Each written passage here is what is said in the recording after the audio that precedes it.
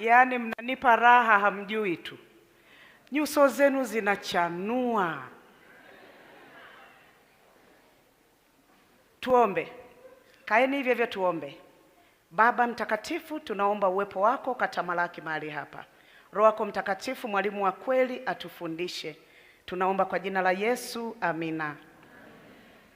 Ukifuatia ya wanandoa wengi, mambo wanayofanya wakosane ni mambo madogo madogo sana. Sasa nilizungumza hapa ya kwamba tunapaswa tujue apenda nini na hapendi nini. Hilo ndilo somo letu la leo. Mungu amemuumba mwanaume kwa namna ya utawala. Ndani ya mwanaume Mungu ameweka utawala. Mwanaume hata akiwa mfupi kama Zakayo, alafu mwanamke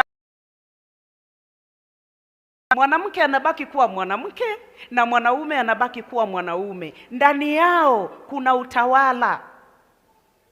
Na unapoenda kinyume na ule utawala ndio ugomvi unakuja. Sasa basi, mwanaume anapenda kuheshimiwa.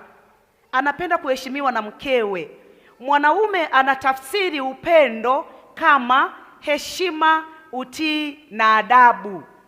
Yaani ili mwanaume aseme mke wangu ananipenda ni pale ambapo mwanamke utakuwa unamheshimu, unamtii na unakuwa na adabu kwake. Ni tofauti kabisa na tafsiri ya upendo ya mwanamke. Kwa hiyo wanaume wanapenda wao kuheshimiwa. Heshima. Unavyoongea na watoto wako sivyo uongee na mumeo, la, hapana. Jambo linalofuata, mwanaume anapenda mwanamke aliye nadhifu muda wote. Yaani kama mwanamke ambako kako smart. Sio mwanamke lemba anavyofunga alieleweki, apigi hata jeki, unakuta yamefika kwa hapa. Mwanaume hiyo kwao hapana. Anataka aone kama mama fulani hivi, kako smart. Na tunasoma katika zile sifa za mke mwema zinazopatikana katika Methali. Mwanamke mwema, mavazi yake ni kitani safi na urujuani. Mke mwema havaivai, yani havai chochote. Kuna vitu anavaa, kuna vitu kujipamba namna gani kama watu wa Mungu, kama Wakristo wa cha Mungu. Jambo la pili, mwanaume anapenda mwanamke mwenye kuridhika, mwenye shukurani. Ndisha haya masomo, mara nyingi nikiona hata wanaume wako kule juu wanaezeka, naumia. Ana riski. Unajua wanaume miongoni mwa vitu vinavyowafanya wafe mapema, wao ni riski takers.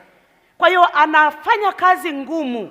Anatarajia akirudi nyumbani akutane na kamama kanako tabasamu na kumwambia pole mume wangu, karibu, asante. Wanawake wengi shukurani hawana. Hata iangalia alafu anaidharau. Ukiletewa chochote, hata fungu moja la dagaa na kitunguu kimoja na nyanya, mwanamke sema asante, mshukuru. Wanapenda sana kutambuliwa kwamba wanafanya kitu fulani. Utasoma Wathesalonike wa kwanza 5:18 ya kwamba shukuruni kwa kila jambo. Jambo la tatu ni mwanamke mtiifu. Yaani mwanamke ambaye anasikia sauti ya mumewe. Mwanaume akisema jambo na liwe. Wanawake wengi leo, kwa sababu wanaume hawana maneno mengi. Wanaume wameumbwa hawana maneno mengi. Hawataki ugomvi. Wameamua kuacha mambo yaende vile yanavyoenda nyumbani. Na hiyo inaathiri familia. Familia yoyote ambayo mama ndiye anasei haikai sawa. Na watoto huwa wanaasi, wanaharibika, hawawi na adabu. Nyumbani baba ndiye awe mwenye sei, maana yeye ni kichwa. Si vibaya kushauriana, lakini mahali pengine tuache hawa wa baba akisema kitu chake muache sawa sawa. Jambo la 4, mwanamke mpenda amani, sio mgomvi. Sijasoma fungu linalosema mwanaume mgomvi, kuonesha kwamba mwanaume hawezi kuwa mgomvi. Hamnielewi? Nenda ukajaribu. Unajua Mungu ametupa zawadi, silaha ya kutabasamu, hamjui. Alafu nenda, hata kama umemuudhi, hebu mfuate. Ukimwangalia usoni, pole basi jamani, pole basi. Hata kama kainama chini, mng'ang'anize, mfuate, pole basi. Ataishia, usirudie tena, usirudie.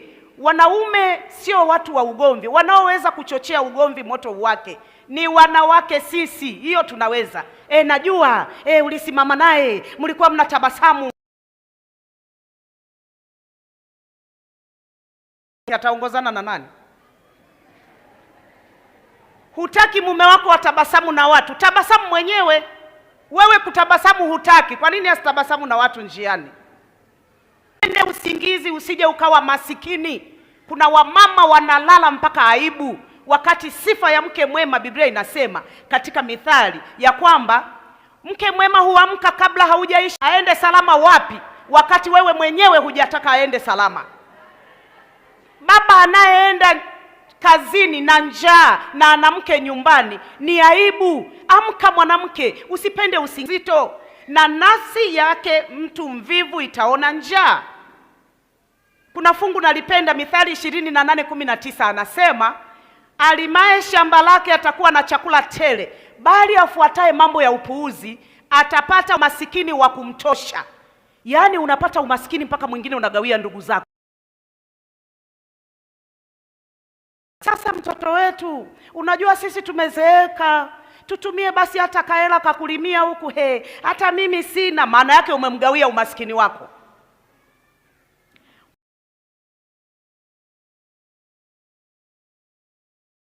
Ishirini na 5:19, mguu wako usiingie katika nyumba ya jirani ila kwa kiasi, asije akakukinai na kukuchukia.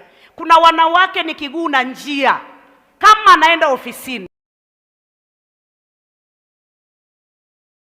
wanapenda wakirudi nyumbani akute mke wake yuko nyumbani. Yaani sasa nawaambia mambo wanayopenda wanaume. Sawa, hizo ni siri za wanaume. Wanapenda akirudi akute mama yuko nyumbani. Na huwa wanasemaje kina baba? Mama yuko wapi? Umeona Mimi huwa napenda kumfanyia utani mume wangu. Sasa tukiwa na watoto wadogo, nikisikia amekuja nakimbia kwenda kujificha. Watoto wanamsalimia afu anasema mama yuko wapi? Yuko chumbani. Chumbani anatafuta sipo. Kumbe nimejificha hata kabatini. Anatafuta mpaka anamuonea huruma, anabamiza milango, anafungua, anafunga. Mama yuko wapi? Mama yuko chumbani. Baba anapenda aonane na mkewe. Akirudi nyumbani akukute. Si akukute tu. Yaani akukute huko amazing. Yaani kasura kanavutia ni Lakini wanaume wanapenda mwanamke asiyesikiliza maneno ya watu. Mithali 14:15. Mjinga huamini kila neno. Mjinga anaamini kila neno, bali mwerevu huangalia sana aendavyo. Kuna wanawake wajinga. Alikuwa ananiandaa tangu nikiwa nimeolewa tu kufundisha haya masomo.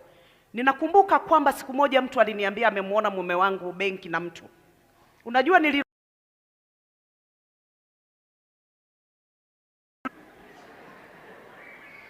ukisema hivyo mtu haendelei. Jamani, sio watu wote, kwa sababu mtu anayekutakia mema hawezi kukuambia jambo linalomuhusu mwenzi wako.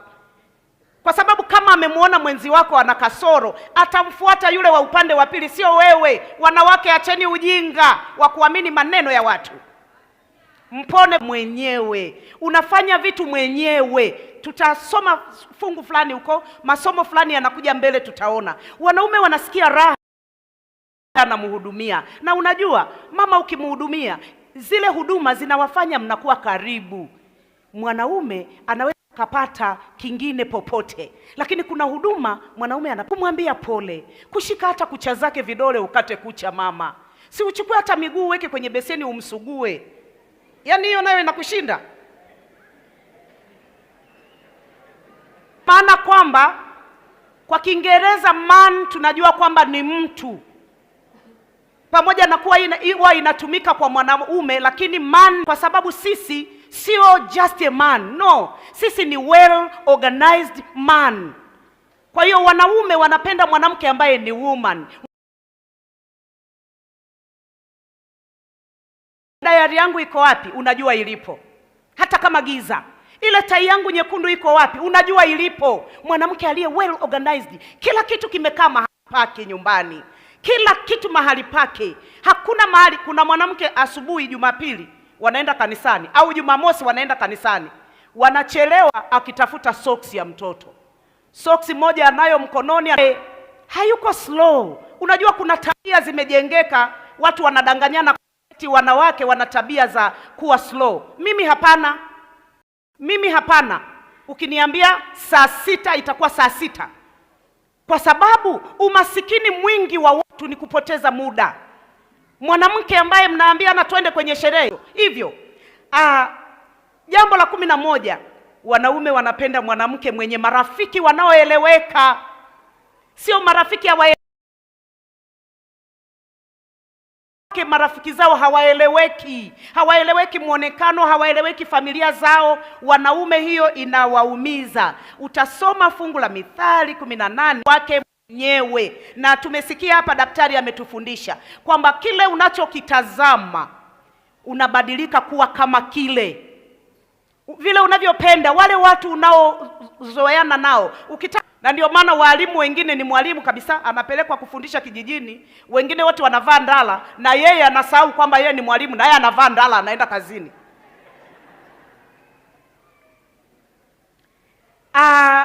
Mwanaume anapenda mwanamke anayejua kufunua kinywa chake kwa hekima. Hiyo ni sifa ya mke mwema inayopatikana katika Mithali 31 na fungu la 26, ya kwamba mke mwema hufunua kinywa chake kwa hekima. Wanaume wanapenda hivyo, wala hawana mambo makubwa. Anataka atambulike nyumbani, aheshimiwe, ijulikane kwamba yeye ni mwanaume, kwa sababu ndani yake Mungu amemuumba hivyo. Yeye ni mtawala. Kama tungetambua kwamba nyumbani mwanaume ni mtawala, tungeishi kwa furaha. Achana na mnavyodanganywa ya kwa maana ya kichwa. Tutajifunza mbele. Ona, ninatembea hapa kwa sababu kichwa changu kimeamuru hivyo. Na kuna wanawake anafunga mizigo kuomba ruhusa. Ukizoea kuomba ruhusa, hiyo ndio heshima mume anayotaka. Usijiamulie mambo. Jioni ya leo Mungu atubariki. Tuombe. Baba yetu na Mungu wetu mtakatifu wa mbinguni, wewe ni mwema na mwaminifu. Asante kwa ajili ya jioni ya leo. Baba, tunakushukuru kwa busara. Tusaidie Bwana, tuwe wanyenyekevu nyumbani, tuwe wenye utii kwa ajili ya utukufu wako.